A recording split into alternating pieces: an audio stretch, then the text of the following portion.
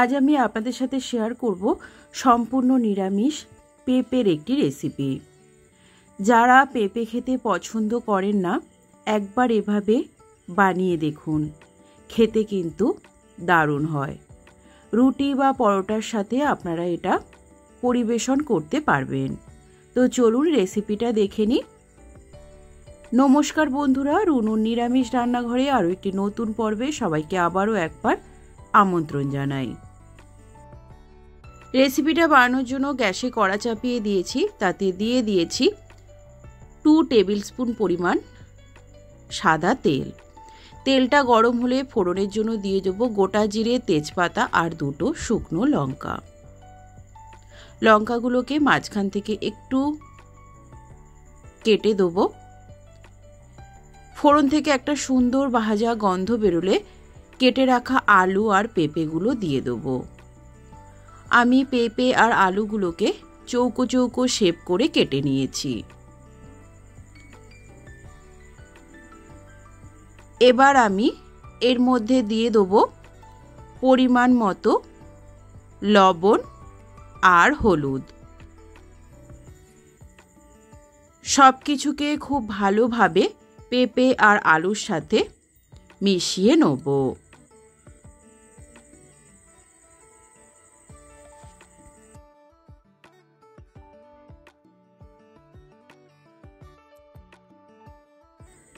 ফোড়ন আর লবণ হলুদের সাথে পেঁপে আর আলুকে খুব ভালোভাবে মিশিয়ে নিয়েছি।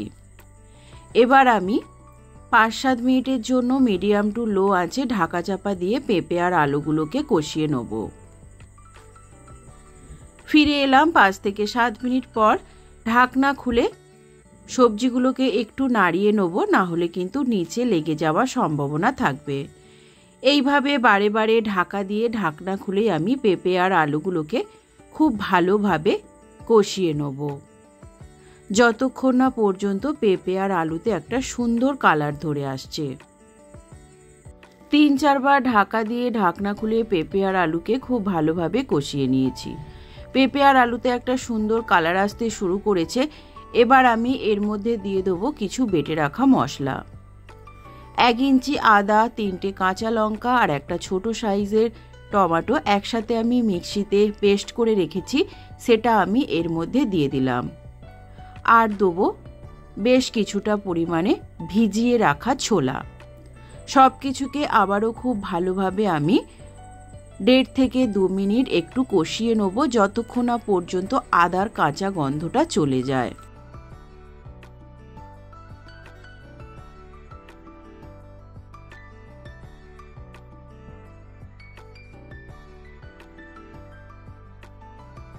সবজির সাথে আদাকেও প্রায় 2 মিনিট সময় ধরে আমি কষিয়ে নিয়েছি। আদা, টমেটো, কাঁচা লঙ্কা সব কিছুই সবজির গায়ে প্রায় দেখুন মিশে গেছে। এবার আমি এর মধ্যে কিছু গুঁড়ো মশলা দিয়ে দেবো। দিয়ে দিলাম জিরের গুঁড়ো, ধনের গুঁড়ো। জিরেটা আরেকটু প্রয়োজন, প্রায় 1.25 চামচ জিরের গুঁড়ো দিলাম। মিক্সির বাটি ধোয়া জলটাও আমি দিয়ে দিলাম। এবার আমি এর মধ্যে দিয়ে দেবো পরিমাণ মতো জল। আলু, পেঁপে সব কিছু খুব ভালোভাবে সেদ্ধ হবে, সেই বুঝেই কিন্তু জলটা দিতে হবে। আপনারা যদি একটু গা মাখা রাখতে চান তাহলে জলটা একটু কমিয়ে দেবেন, আর যদি একটু ঝোল ঝোল রাখতে চান তাহলে জলটা একটু বাড়িয়ে দেবেন। আমি পরিমাণ মতো জল দিয়ে দিলাম। এবার এর মধ্যে দিয়ে দেবো 1 টিস্পুন মতো চিনি। যেহেতু পেঁপের তরকারি একটু মিষ্টি মিষ্টি হলেই ভালো লাগবে, তাই আমি চিনি দিলাম। ঢাকা চাপা দিয়ে সব কিছুকে খুব ভালোভাবে সেদ্ধ হতে সময় দেবো। ফিরে এলাম 4-5 মিনিট পর। ঢাকনা খুলে একটু চেক করে নেব সবজিগুলো সেদ্ধ হয়েছে কিনা। একটা পেঁপে চেক করে দেখলাম প্রায় 85% মতো সেদ্ধ হয়ে গেছে। আরও 3-4 মিনিট আমি একটু ঢেকে দেবো। ওই সময় আমি একটা মশলা বানিয়ে নেব।